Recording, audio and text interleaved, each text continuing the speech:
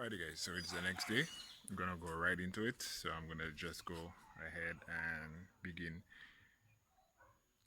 taking out everything around the motor to get it removed. That's the blown motor. So we're gonna, not sure how much daylight I have left, maybe half an hour, but I'm gonna try to do as much as possible. I'm gonna record the process and then hopefully we can get a better view at what actually blew. Well, a rod blew, but you know what I mean. Okay, and I have the turbo manifold and radiator out, and we can have a better look at the carnage. You can see here,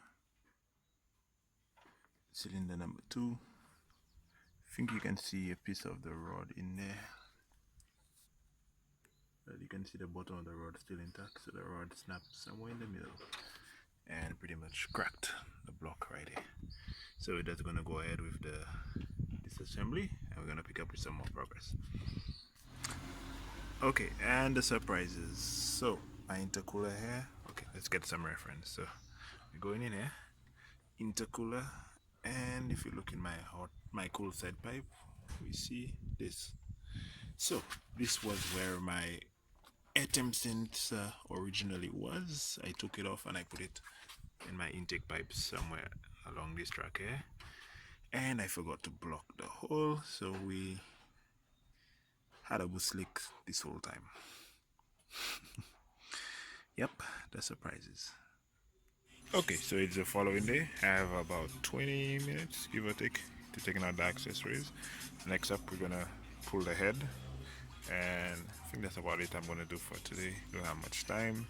I also wait on my power tools to remove the suspension and whatnot, and then after that we're just going to, well, after I remove the head, drop the suspension, the axles anyways, and then pull out the block and the transmission, and it's one piece. Okay, so on day 2, I believe, I ended up taking off the head. You can see in this picture here, the head is off, the gasket is still on it. The brownish stuff you see here is just some rust from the car being run on water for most of its life, I believe. That's the brownish stuff you see in the photos right there. So here's a close-up of the cylinder number 2. We can see some light discoloring around the edge of the valve. I believe that is where the valve made some contact with the piston. When the rod snapped, the valve ended up leaving a few scuffs on the edge of piston number 2. Right, another close-up of that valve. It's mostly confined to the exhaust valve, with the intake having just a little smudge around the edge, but most of the exhaust valve looked like it made the contact with valve number 2. And this is the pistons. You can see spring looking pretty good, no signs of detonation or lean out condition. We can see cylinder number 2, the valve ended up rotating in the bore a bit after the rod snap, I assume. Cylinder 3 and 4 are looking pretty good, right? Still running a bit rich, as you can see by the top of the piston, but looks pretty good. This is the top of the valve, the gasket, sorry, right? All looking pretty good. We did not lift any heads, no sign of overheating or compression leaking out. And this is the underside. So the valve, the gasket looked pretty good. Okay, day 3, motor is out. It's over here. And we can have a better look. You can see the hole at the front. You can see the rod still attached to the crank. And over here, you can see the hole on the back. So next up, we're going to separate the gearbox and drop the bottom pan. Okay, so the pan is off. We can see pieces of the girdle in here. Next step is to take off the girdle. You can see a piece of the rod right here, still attached to the crank, stuck here. So, not sure what is up with that. Right now we have it on the engine stand, because I don't have the engine crane, since I don't have an engine stand. Next up, we're going to be removing the cradle and investigate the carnage. Okay, front of the block. Just noticed something.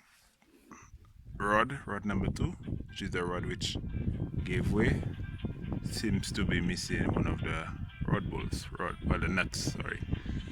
So I'm not sure that happened before, after, during, or what's up. So this may have been our issue. Lost, well, whoever put this engine together did not tighten this. You can see the threads are almost stripped. See if you can have a look at that.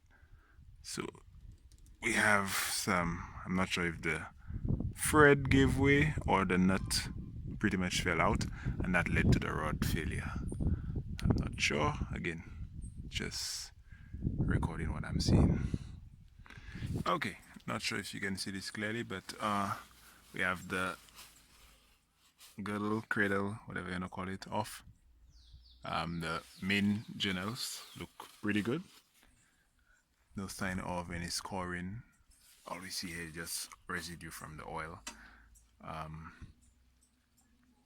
Yeah, so like I was saying earlier, this one here, rod number 2, missing the rod bolt. This is the other end of the cradle. So we can only see this center bearing. Looks like it has the most wear, but it's not anything that I would be worried about. So the oiling was pretty good. The girdle is broken in two. It's part of the carnage from the rod. So the next up, what I'm gonna do is just go ahead and remove the 4 pistons and rods, and then we're gonna look at the rod bearings. And for now, I'm not sure if it's just fatigue on the rod end. You can see here the rod snapped here. So I'm not sure if it's fatigue on here or if it was anything to do with the rod bolt per se, because you can see the rod sort of opened up right here. So I'm not sure if this let go and caused the carnage or if it's just fatigue on the rod. Hopefully by the time I'm done, I'll have a definite answer. Okay, and rod number 2, I got the bolt off, the nut off, sorry. Where is it? It's this one, so it sort of deformed a bit. Yeah, but I ended up using just an opening wrench and I got it out. So last rod, gonna remove it and do my thorough inspection. Okay, so we have the rods out. First up, we can see, I'm not sure if you can see, but all the journals pretty much look really good. Really good. We have some scratches here, but not anything deep. Not sure if this was there before or current. Yes, the pistons and rods. So 1, 2, 3, 4. So number 1 looks fine. Number 2, broken rod. We'll come back to that. Number 2 looks fine. Number 4, I'm not sure if you can pick this up on the camera, if we can see this, but number 4 is bent as well, sort of like this.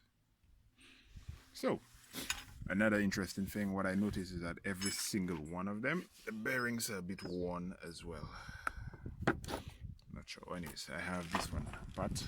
They all pretty much look the same. So this is the bearing from number 2. This is the top piece and the bottom.